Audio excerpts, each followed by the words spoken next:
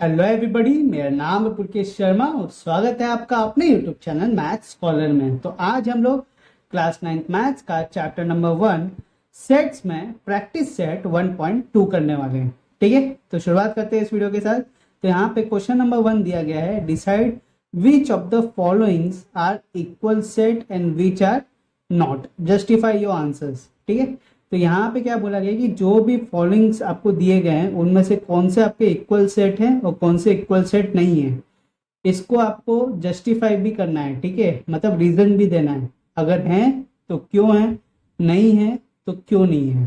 ठीक है, तो यहाँ पे सबसे पहला दिया गया है a equal to for all x 3x minus 1 is equal to 2। तो क्या ये इक्वल सेट है? तो इसके लिए आपको सबको सॉल्व करना पड़ेगा एक करके। तो यहाँ पे 3x माइनस 1 इक्वल टू 2 दिया गया है। तो यहाँ पे 3x will be equal to 2 plus 1, minus 1 इस साइड आ गया तो प्लस हो गया। तो यहाँ पे 3x इज इक्वल टू 3, तो x इज इक्वल टू 1। ठीक है, नेक्स्ट b क्या दिया गया है कि set of all x such that x is a natural number but x is neither prime nor composite। ठीक है, x एक नेचुरल नंबर तो है बट x ना ही प्राइम नंबर है ना ही कंपोजिट नंबर है। तो यहाँ पे x क्या आएगा?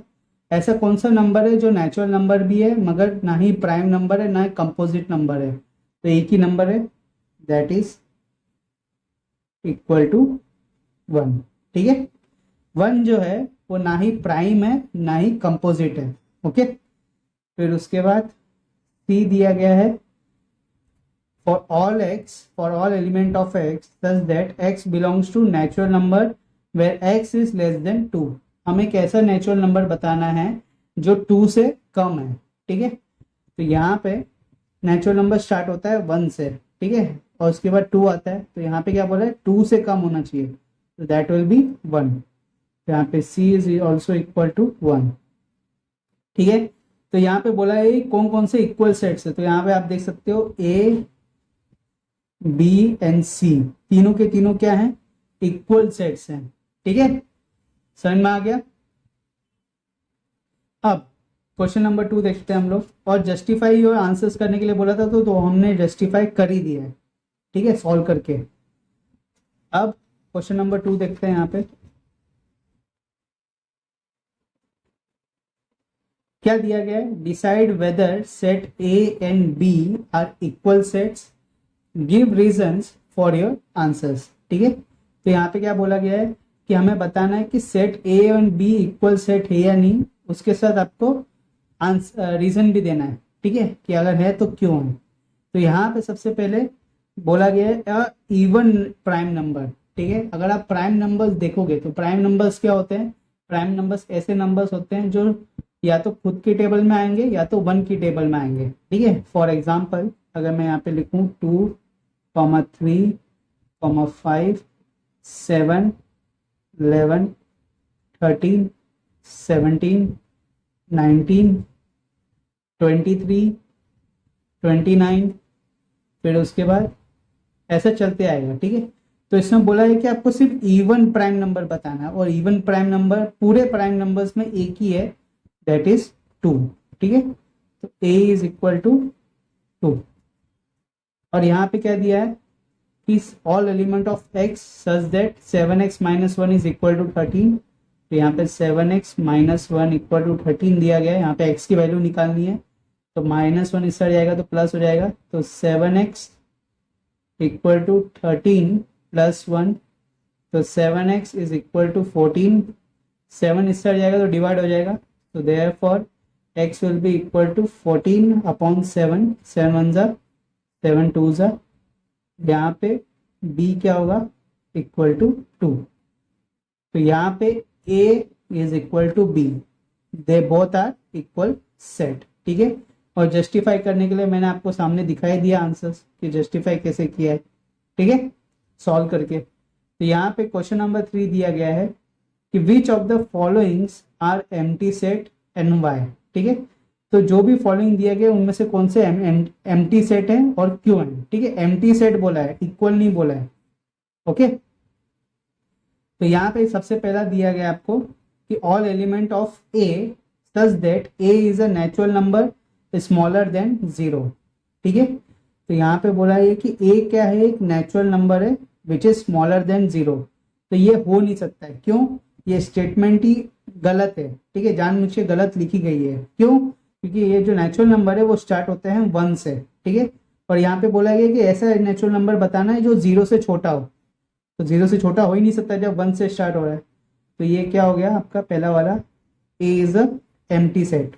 ठीक है, फिर उसके बाद सेकंड आता है कि for all element of x such that x square is equal to 0। तो यहाँ पे अगर आप बी का देखोगे क्या दिया, x square equal to 0।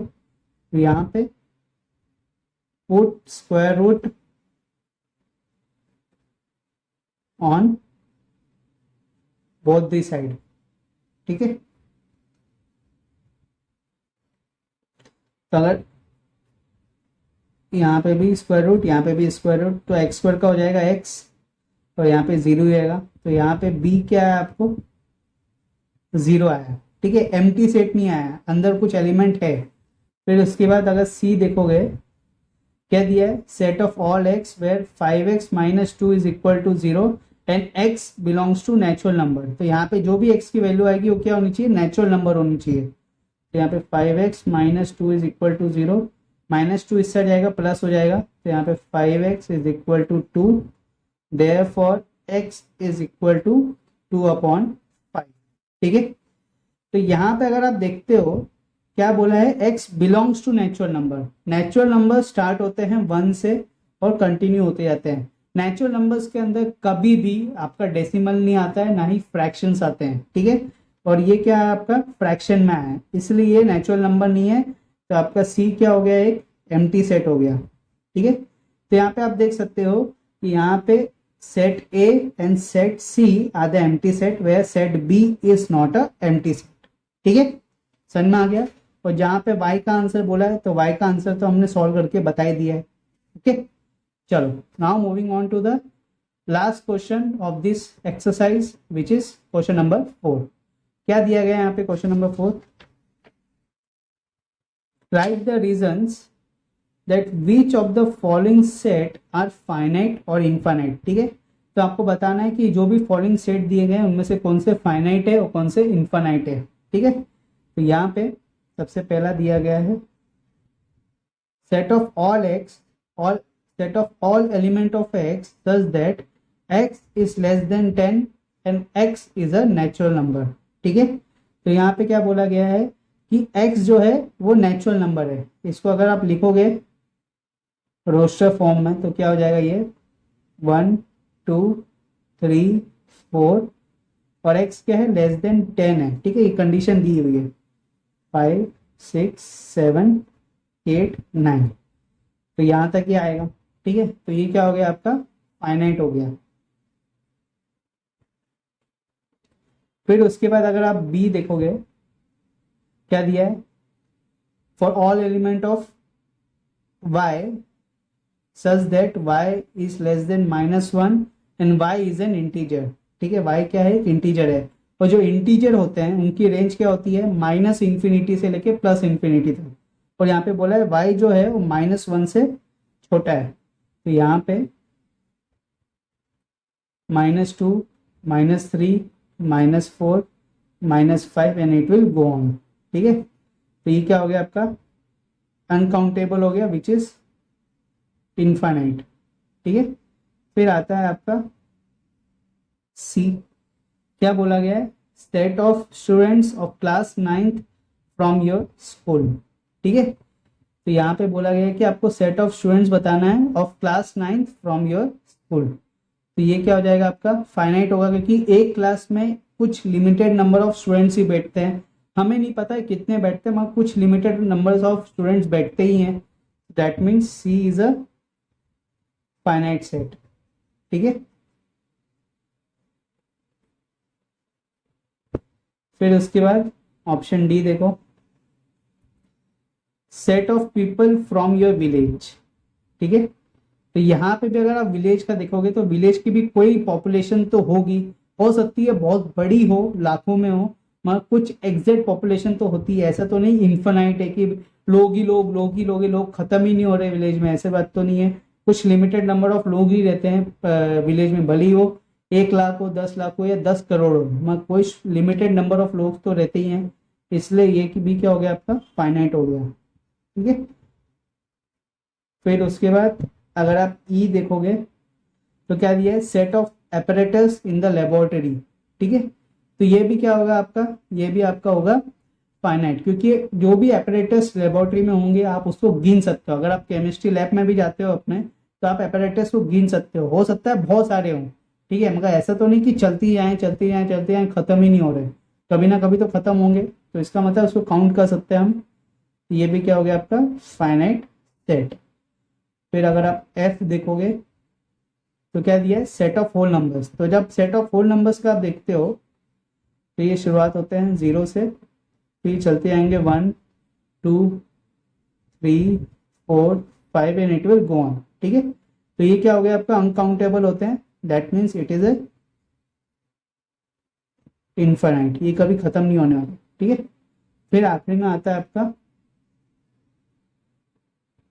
Last set which is जी। क्या दिया है, सेट ऑफ रैशनल नंबर्स। तो रैशनल नंबर्स आपकी शुरुआत होते हैं, ठीक है, और ये भी आपके चलते आएंगे, तो ये भी क्या है आपका इनफाइनाइट सेट है, ठीक है। और इसके साथ आपका एक्सरसाइज 1.1 होता है समाप्त, ओके। नेक्स्ट लेक्चर में हम लोग अगला प्रैक्टिस सेट 1. तो इसके साथ प्रैक्टिस सेट 1.2 होता है आपका समाप्त। नेक्स्ट लेक्चर में हम लोग एक्सरसाइज तो इसके साथ प्रैक्टिस सेट 1.2 होता है समाप्त। नेक्स्ट लेक्चर में हम लोग प्रैक्टिस सेट 1.3 करेंगे। मगर जाने से पहले अगर आपको कुछ भी डाउट है तो आप बेझिझक होकर नीचे यूट्यूब कमेंट में पूछ सकते हो। उसके अलावा कैसा लगा ये वीडियो नीचे कमेंट में लिख के बताना। और मैं देख रहा हूँ कि आप लोग सब्सक्राइब नहीं कर रहे हो, वीडियो देख के चले आ रहे हो, तो एटलीस्ट चैनल को सब्सक्राइब करो अगर आपको पसंद आ रहा है, आपको समझ में आ रहा है।